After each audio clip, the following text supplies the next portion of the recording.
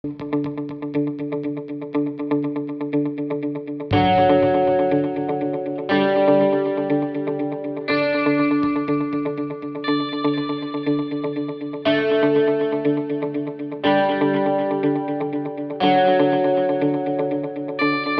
we go through this material, I'm going to ask you guys, please like this video, subscribe below for more content, and guys, leave a comment. It helps YouTube connect other people with these videos, and if you disagree with me, I'd love to hear it, and we can have a discussion. I can direct you to more information. I'm going to point you through a few books that have more to do with some of the topics we've been covering. Origin of life stuff, I'm going to point you to a book like Darwin's Doubt, deals with a lot of the fossil evidence and other things like that. If you want more information on DNA and some of the information that's coming out of DNA and epigenetics and all those really cool things, I'm going to direct you to a book like Darwin Devolves.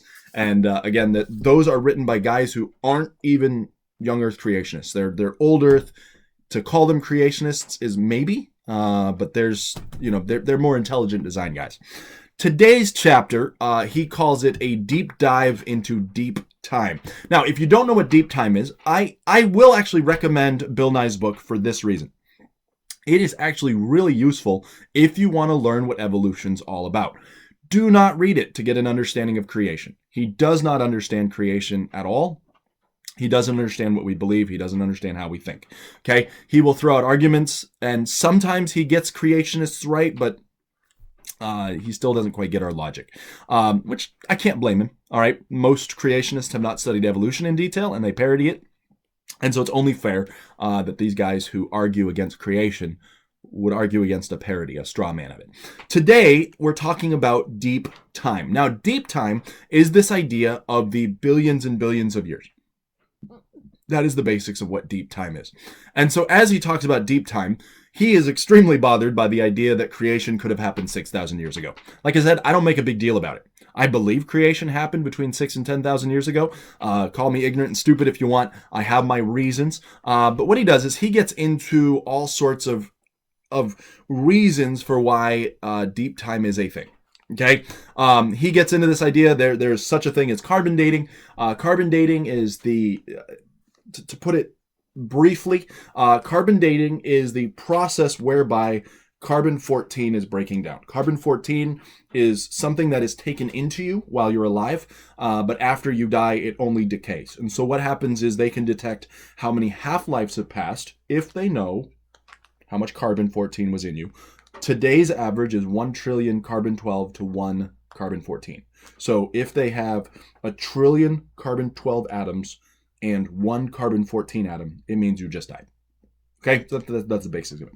So 1 trillion to 1 is the ratio. And so as they continue to do work, so if they go 1 trillion to 2, it means you've been dead for 1 half-life, so on and so forth. So that's kind of this breakdown. And so carbon-14 dating, which is used to date things that were once alive, because you take in carbon-14 when you were alive, it's only good for about 10 half-lives and then it wears off. So you're looking, if I remember correctly, about 50,000 years or so. So they don't use carbon-14 dating for millions of years type things. What they do for that is they will use things like uranium-lead dating or potassium-argon dating. And the idea behind it is this. You have a radioactive element. What radioactive means is it means that it is breaking down. It's not stable. And each of these elements has a different, what's called half-life, which means it will break down at a different rate. After so many years or so many millions of years, it'll break down, about half of it will break down, and that's why we call it a half-life. Okay, so in the case of things like uranium, which is U on the periodic table, will break down into lead, which is Pb on the periodic table. So uranium, after so many millions of years or so, will break down into lead, and so therefore they can figure out, okay, how long has this thing been decaying? That is what we call radiometric dating. Okay? He brings up a lot of this stuff, and I'm not going to spend a whole lot of time arguing, but here's what he says. He says, when the rocks are liquid, so he's bringing up one of the dating methods, rubidium, strontium. Okay, so you've got uranium to lead, you've got potassium to argon. In this case, you've got things like rubidium, which again breaks down into strontium and other things. He says, when the rocks are liquid, rubidium tends to remain free and unattached, but as the rock cools, rubidium sometimes takes the place of potassium in the rock crystals, and so that happens. Strontium substitutes for calcium, so by closely comparing crystals of rubidium and strontium that are also in the crystal, we can determine the age of the rocks relative to other rocks. So that's basically it. So what they're doing is this is rubidium strontium, and how that works with the lead argon, potassium argon, and uranium lead. Basically, by comparing the ratios, they can figure out how many half-lives have passed since that rock cooled. Okay, now. He goes on. He says, we can work our way to the past, pulling our date reckoning back in time by our bootstraps. There are several other geochemical clocks that radiochemists use to reckon the age of the Earth, besides rubidium strontium. There's uranium lead, there's potassium argon, there's samarium neodymium. Each clock reckons time using a different chemical element, and each provides us with an incontrovertible evidence of the Earth's age. Now, I am going to take issue with the word incontrovertible, because there are times where they will date the same rock and they will get wildly different dates depending on which dating method they're using. Okay, so if you're using, the rubidium strontium and you use the uranium lead, you might get different age. And so what they do is they try to figure, based on which rock layer it came from, which date they should use. That's actually a problem for me. Okay, I look at it and I say, if you need to know the rock layer in order to figure out how old it is, or which date you need to match with it, that doesn't seem as meticulous as you would make it out to be. Okay, there are times where there's certain elements that are present in the rock that are actually, they should have left by now, but they're still there. So that actually lends some evidence that some of these might be younger than you think. There was a time I was doing some research, and I'll have to find the resource for this. But there was a time where they took a rock from the top of the Grand Canyon and the bottom of the Grand Canyon in an undisturbed layer. They sent it into a lab. They didn't tell it where it came from, and they had them run a dating method on it. And they actually found out that the rock layer at the top was older than the rock layer at the bottom.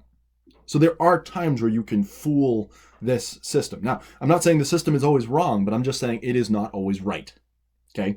Yes, I know. I'm poisoning the well, but you poison the well all the time too. And so, again, there are issues there. The other main issue with deep time, the other main issue I have with some of these dating methods is they have taken dates from volcanoes where we knew when they erupted. So, for instance, Mount St. Helens. We knew when Mount St. Helens erupted. But they actually dated the rocks and got, millions of years worth of dates because there was the presence of what's called a daughter element. Now, in case I haven't explained it, let me explain what a daughter element. The parent element is the starting element, so like uranium. Uranium would be the parent element, and as it decays, it becomes the daughter element, and that's this idea. And so as uranium decays over time, it eventually, some uranium is replaced with lead as it breaks down. And so if they find lead, and there's more lead than uranium, they know it's been decaying for a whole lot of time. But there are times, because they assume when the rock is molten that all the daughter element boiled off and only the parent element is present. There are times where a rock just formed. And when they date the parent element in ratio to the daughter element, they realize, ooh, there is daughter element present here. And they get this really old date for a rock that literally just hardened in the last 20 or 30 years. That's a problem. And so if we can't date the rocks that we know properly, what makes us think that we can date the rocks we don't know? So he'll talk about that. He'll talk about carbon dating and all of that. Again, he says evolution snaps into focus when you realize how fantastically old our planet is. To imagine it, try this. Look at a map of North America. And then he starts talking about all the ages of things. And again, this is one of those moments where it's a really great story. Go read it. It's found on, I don't have page numbers on this version. But as he's talking about it, it's the chapter we're in. He's going on and on and on about the mileage across the universe, across the country. And, at this point, this many feet from the coast, this is when life arises. And it's really, really great. But I stop and I go, but if your methods are flawed, then great story, but what's it got to do with anything? It's like the guy who has a really good story for every situation, but when you stop him and you say, hold on, what's the point of the story? Oh, I don't know, just a good story. He spends a long time explaining the deep time of everything. And the reason they need deep time is because the number of chances required for life to arise are so unbelievably vast that the more time you have for this to happen, the more likelihood it happened. So if we were dealing with a 6 to 10,000 year old Earth, no, not even a chance. In fact, the amount of time that we have in evolution, there's still very little to no chance that life arose by itself on accident. But that time is needed because evolution requires it. All right. But again, the rest of the chapter is him just going through this really, really vast illustration and various people who did things. And again, it's just, there's stuff that Bill Nye tells some really good stories, but they don't really apply. All right. He goes on, he says, I often reflect on what an extraordinary time, pun intended, it is to be alive here at the beginning of the 21st century. If it took life billions of years to get to this point, it took humans thousands of years to piece together a meaningful understanding of our cosmos, our planet, and ourselves.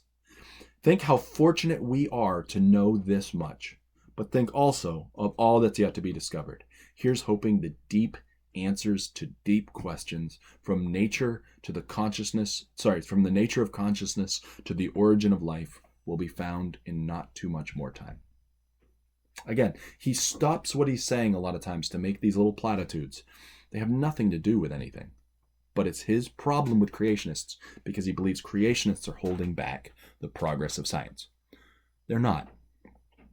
iPhone still works whether you believe in deep time or not. My tablet still works whether you believe in deep time or not. A lot of the scientific advancements that we have in every field will work whether you believe in evolution or not. In fact, I think understanding that everything here is for a reason and was designed to work a certain way, it's actually more helpful to think that way than to think that everything is a product of just trial and error. Because who's to say that we're not in the middle of a really bad trial that's about to go bust? Guys, thank you for watching the Janus Project here on Creation.